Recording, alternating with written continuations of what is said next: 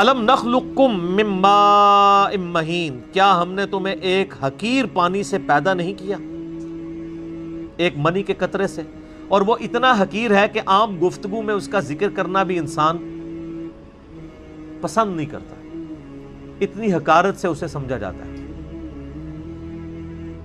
جسم سے نکل جائے تو غسل فرض ہو جاتا ہے، کپڑے دھونے ضروری ہو جاتے ہیں، اس سے جان چھڑانا ضروری ہو جاتا ہے۔ اسی کے اندر اللہ تعالیٰ نے انسان کی اوقات رکھ دی ہے کہ انسان کبھی اپنی پیدائش کے اوپر غور کرے تو کبھی اس کے اندر اکڑ نہیں آ سکتی، اور دیکھ لیں کوئی دنیا کا بڑے سے بڑا انسان، اس کی پیدائش ہوئی اسی طریقے سے۔ ایک حضرت عیسیٰ علیہ السلام اور حضرت آدم علیہ السلام کی ایکسیپشن ملتی ہے نا، ادروائز بڑے سے بڑا کوئی پیغمبر ہو، بڑے سے بڑا کوئی فلاسفر ہو، بڑے سے بڑا کوئی جو ہے وہ سائنٹسٹ ہو، وہ پیدا اسی طریقے سے ہوا ہے، ایک حقیر بے قدر پانی سے۔ تو اللہ فرماتا ہے کیا تمہیں ہم نے اس حقیر پانی سے پیدا نہیں کیا؟ فَجَعَلْنَاهُ فِي قَرَارٍ مَّكِينٍ، پھر ہم نے اسے رکھ دیا ایک محفوظ جگہ، رحم مادر کے پیٹ کے اندر بڑی مضبوط جگہ، 3 یعنی پرتوں کے اندر اللہ تعالیٰ نے اسے محفوظ کیا، ایک جنین کی فارم میں، ایک ایمبریو کی فارم میں، پھر اس کے اندر اللہ تعالیٰ نے جس طریقے سے نقش و نگاری فرمائی ہے، وہ تو نہ ماں کو پتہ ہوتا ہے نہ باپ کو پتہ ہوتا ہے۔ ماں باپ ویسے عزت اویل کرتے رہے، وہ تو بیچارے ذریعے ہیں، صرف کرنے والا تو اللہ ہے۔ نہ باپ کو پتہ ہوتا ہے کہ کیا ہوا، نہ ماں کو پتہ ہوتا ہے کہ کیا ہوا۔ الی قدر معلوم، ایک معین مدت تک کے لیے۔ فقدرنا، تو ہم نے ایک اندازہ ٹھہرایا، فنعم القادرون، تو کتنے ہی بہتر ہم اندازہ ٹھہرانے والے ہیں۔ ویل یومئذ للمکذبین، لیکن یاد رکھنا یہ جو ہم نے پیدا کیا اور دنیا میں بھیج دیا، یہ اسی طریقے سے تمہیں چھوڑ نہیں دیا۔ سیریس کریشن ہو تم اللہ کی، اس نے تمہیں کسی مقصد کے لیے پیدا کیا ہے، اور اس میں ہی قیامت مضمر ہے اسی جملے میں کہ ویل یومئذ للمکذبین۔ اب جو پھر رب کو ریسپانس نہیں کرے گا اس کے لیے تباہ و بربادی ہے پھر قیامت والے دن۔ تو یہ اللہ تعالیٰ نے ایک انسان کو اس کی اوقات یاد کروائی ہے کہ تیری کوئی حیثیت نہیں تھی، اللہ تعالیٰ نے تجھے ایک بے قدر پانی سے پیدا کیا، 2 دفعہ تجھے شرمگاہ سے گزارا،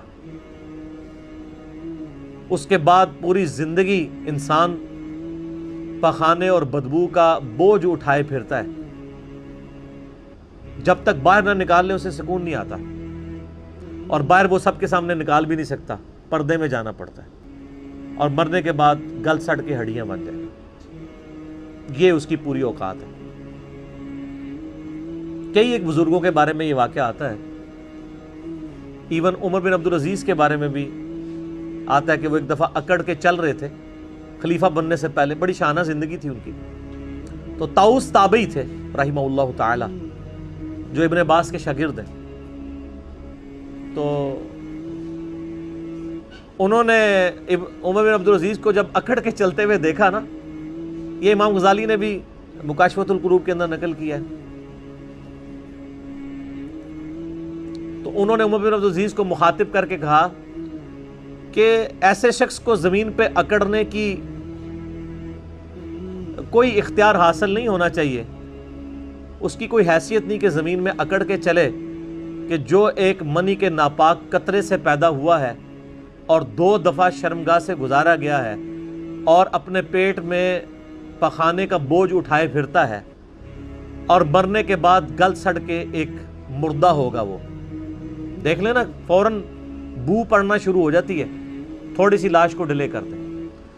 عمر بن عبدالعزیز نے جب یہ بات سنی تو فوراً عاجزی کے ساتھ چلنا شروع ہو گئے، اور ساتھ فرماتے جاتے تھے کہ طاؤس نے مجھے جو نصیحت کی ہے نا، میرے ایک ایک جوڑ کے اوپر اس نے ایسی ضرب لگائی ہے کہ میں نے اس ضرب کو محسوس کیا ہے۔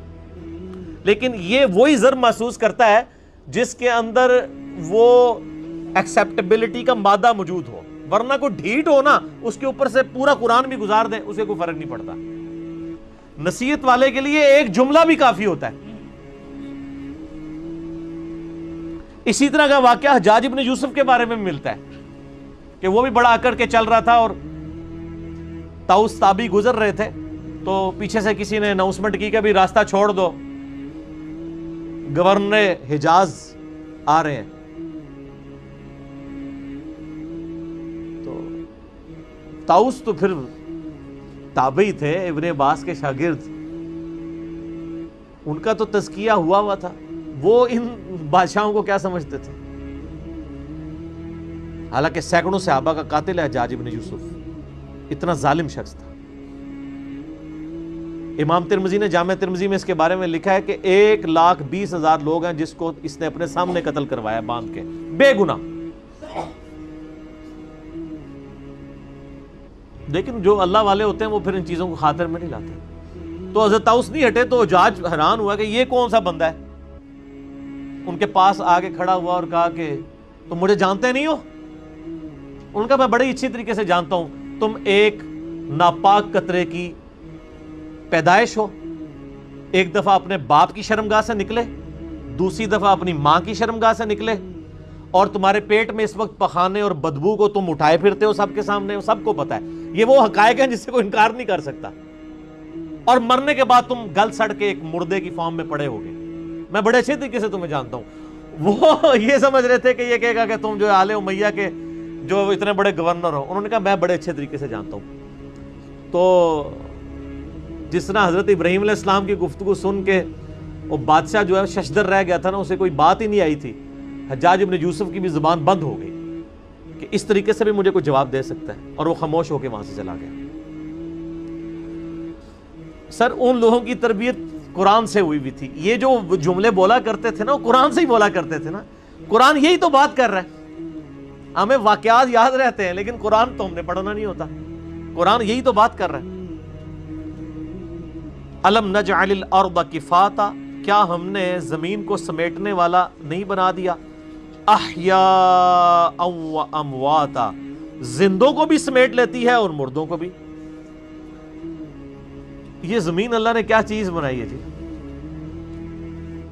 कुरान हकीम में आता है ना कि इसी जमीन से तुम्हें हमने उगाया, इसी की खुराक से परवान चढ़ाया और फिर इसी में तुम्हें लुटाया जाएगा।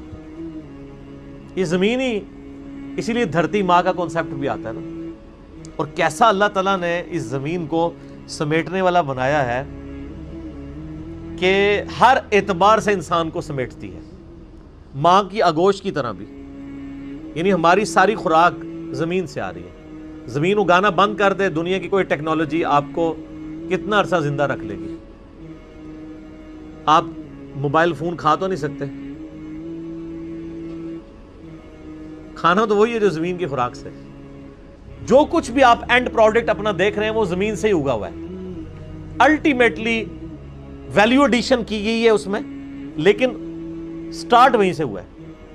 आप डबल रोटी देखेंगे तो जाहिर है वो मैदे में से आई है, मैदा आटे में से निकला है, आटा गंदुम में से, गंदुम जमीन से। कोई फास्ट फूड देख लें वो भी जमीन से। चिकन जो आप खाते हैं ये भी जमीन से उगा हुआ है, क्योंकि चिकन जिस खुराक से परवान चढ़ा है वो जमीन से उगी थी। वो खुराक ना होती तो चिकन ना बनता। हम खुद जमीन से उगे हुए हैं। आज अगर भैंसों और गाय का दूध खत्म कर दिया जाए, ये पाउडर वाला दूध भी तो उसी में से बन रहा होता है, तो इंसानियत बड़ी नहीं हो सकती। दूध के ऊपर ही बच्चे बड़े होते हैं ना। दूध जमीन से आ रहा है क्योंकि भैंस का चारा जमीन से आता है। तो अल्लाह ताला ने जमीन को कैसा बनाया, हमारी खुराक का जरिया। और फिर जिंदों और मुर्दों दोनों को समेटे हुए है। जिंदों को क्या है, प्लाट दिए मैंने जनाब, जमीन पे ये बात है ना, वहां में तो कोई नहीं रह रहा, खला के अंदर तो कोई नहीं रह रहा। और जब मर जाते हैं तब भी जमीन आपको समेट लेती है। कैसा समेटती है? अगर जमीन ना समेटे तो हर तरफ ताफून ही फैला हो। अगर ये मुर्दे बाहरी जिस तरह छोड़ दिए जाएं, एक जनाब घर में चूहा मर जाए ना और आपको मिल ना रहा हो, तो उस घर में आप रात नहीं गुजार सकते। और जिन लोगों को तजर्बा है ना, मुझे थोड़ा सा तजर्बा हुआ है, ये चूहे की तो बदबू कोई बदबू ही नहीं है जो इंसानी मुर्दे की बदबू होती है। मैं एक वो कब्र की खुदाई करने वाले से मिला तो मुझे बताने लगा, मैंने उसे कहा ये लवारिस लाशों के बारे में, तो कहने लगा लवारिस लाशें जो है हम दफना देते हैं, बाद में अगर कोई वारिस आ जाए और बहुत जिद लगाए तो फिर हम ہم تو منع ہی کرتے ہیں کہ یار چلو اب یہ دفنایا گیا ادھر جا کے کیا کرنا ہے، اس کو دعا ہی کرنی ہے، وہ کہیں بھی بیٹھ کے ہو سکتی ہے، تو کوشش یہی کرتے ہیں کہ وہ لاش نکلوائی نہ جائے۔ میں نے کہا کیوں؟ وہ کہتا ہے جی ایک دن پرانی لاش بھی ہو نا تو کہتا ہے آپ کئی 100 فٹ تک بھی وہاں کھڑے نہیں ہو سکتے، جس طرح بدبو اور تعفن اس کا پھیلتا ہے۔ ہوا چلتی ہے تو وہ پورا پھر پھیلتا ہے، اور کہتا ہے یہ تو تعفن ہے نا، جو کیڑے ہوتے ہیں نا اس کے اوپر، وہ لاش نکالیں آپ کیسے؟ تو کہتے ہیں وہ اتنے اتنے سپرے لانے پڑتے ہیں، وہ پھر مارتے ہیں، کیڑے سائڈ پہ ہوتے ہیں، پھر لاش نکالتے ہیں۔ تو یہ انسان کی اوقات ہے۔